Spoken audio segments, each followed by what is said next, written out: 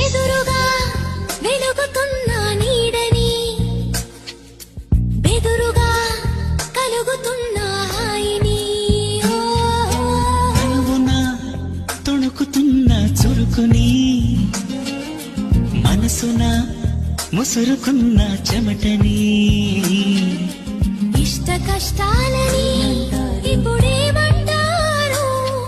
ఈ మోహమాటాలని మరి ఏమంటారు స్వల్ప భారాలని ఇప్పుడేమంటారు సమీప దూరాలని అసలేమంటారు జారి నిందిని దొరలాంటి దొంగని ఆడే కొంగుని పరిమళించే